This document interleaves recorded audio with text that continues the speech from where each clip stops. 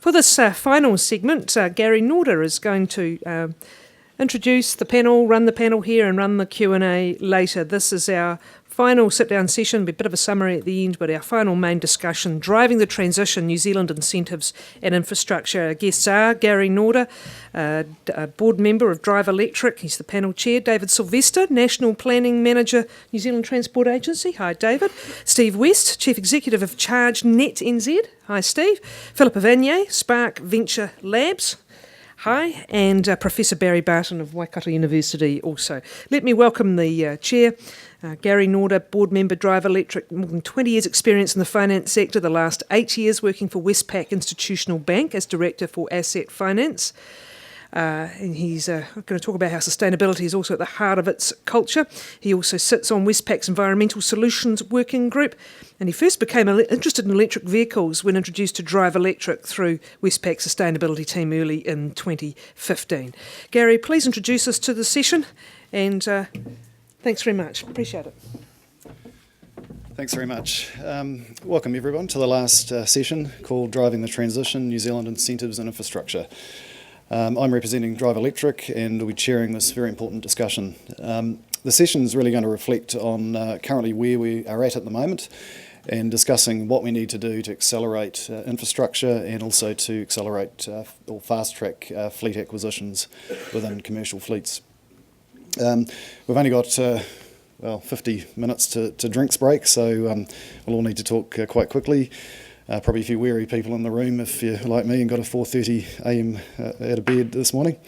The panellists who I'll introduce you to shortly will give you a brief overview of where they're at in their own individual roles. They come from very diverse areas. We've got infrastructure covered and also Barry Barton who's written a research report. And Philip Ivanier, who's working for another corporate, Spark, and he'll give you an update of what's happening there. Before we get started, I just wanted to give you a brief overview of what Drive Electric is doing and the initiatives that we're involved with. Firstly, though, sorry, I won't introduce the panel, they've already been introduced. It was 5 years ago that the Association of the Promotion of Electric Vehicles, or called APEV, was formed by Japanese businessman Shuichiro Fukutake, which late in 2014 morphed into Drive Electric. Drive Electric was formed to focus on the promotion of electric vehicles in New Zealand. Shishiro's son Hideaki is on our board. Last year we hosted the Drive Electric plug-in event in Auckland, and that was attended by 100 fleet operators, and I think that was really the first sort of indication of the real interest from fleets in electric vehicles. It gave these operators the opportunity to go and drive the vehicles, and there were some presentations around TCO. That was when the ECA TCO was launched, and I think it was at that point that we saw that there was actually a real opportunity to drive EVs through the fleets. This year we're hosting 6 events, 4 in Auckland, 2 outside of Auckland. We had Christina Boo, who you saw earlier on, up in Auckland. Again, the event was attended by a number of corporates very interested in the sector. Earlier this month we had Liz Yeoman from ECA, who did a presentation on all of the initiatives that have come out of the government stimulus package and more detail on the contestable fund. And this month, interestingly enough, we've got Phil from TomTom, who will be having a discussion on the convergence of autonomous vehicles and EV, which is something that's come up in this session as well.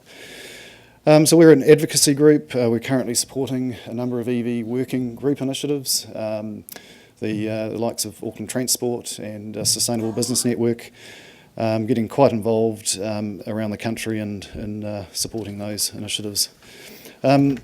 To put ourselves in a strong position to be able to assist these initiatives, there is a real focus on large fleets, and to that end there are some very experienced individuals that are coming onto the board of Drive Electric that will help us drive those initiatives. Jeff Tippany, who's Managing Director of leasing company SG Fleet, will be joining the board. Dean Sheed, over the corner over there, General Manager of Audi New Zealand, is representing the manufacturers. And Ewan Morris and Steve West, to my left, are also coming on the board to really give us some expertise in the charging infrastructure. I guess my involvement with Drive Electric it came about a year ago, and at that time Westpac, who was my employer, was looking at electric vehicles, but it took a number of months before our CEO David McLean was sitting next to another CEO, Christopher Luxon, on an Air New Zealand flight, and Christopher said, well, this is what we're doing, so what are you guys doing? And next thing I knew, David McLean was on the phone to me saying, right, we need 5 EVs in our fleet to make it work. So it was almost sort of a reverse engineering of a business case, so essentially I was the champion for EVs at Westpac, and not by design. But so the process we went through, we looked at the total cost of ownership, and that's been mentioned a few times today.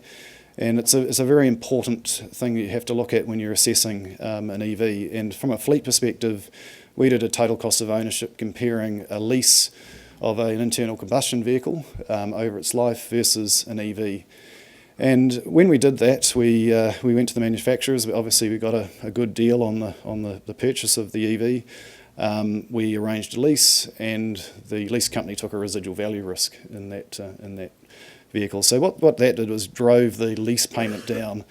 So when it was compared with an internal combustion vehicle, there was a small difference. So there was a small delta, slightly more expensive. However, at Westpac, very strong focus on sustainability. We also saw a brand value as well in investing in the EV. So the business case as a sort of joint financial and sustainability business case really stacked up for us. So we made that decision to acquire 5 EVs, and it looks like at the moment we're going to go to about 20. Now those EVs are going into our pool car fleet, and I think this is where there is a big opportunity for us to get some vehicles into the market through large corporate pool car fleets, because pool car fleets don't get charged FBT, so we don't have to wait for the IRD to review the FBT rules. We can start doing it now. And so when you look at that, the other attributes, I guess, of getting it into a pool car fleet is you're getting a number of your staff to actually drive these cars. And you're hearing from the other speakers today, I mean, that's a big part, is seeing people's eyes light up when they actually put the foot down and say, well, actually, this actually goes. And so we're also trialling it with our customers as well. So within Institutional Bank, we have a number of CEOs, CFOs that are actually driving these cars and then making a decision about whether they want them into their own fleets. So there is an opportunity at that CEO level, and that's what happened. That's how we got our cars. I think there's a number of CEOs in the room here that could be having similar discussions, and then just get someone like me to have to work out how we're going to do it. Just talking about leasing, there were a few notes I made earlier on. And one was from Chelsea, and she mentioned that 75% of the California fleet is actually leased. And Greg Skelton mentioned that they lease their EVs. So leasing makes sense. It mitigates that risk of residual value for the customer. And I think looking at the opportunities, we developed an EV lease for our customers as a result of doing our own thing. And we will provide an EV lease. We're not wanting to be the owner of thousands of EVs because there is a risk attached to that. However, we do want to agitate the market to get the other leasing companies involved and taking residual value risk, and I guess getting some of those vehicles into their lease books.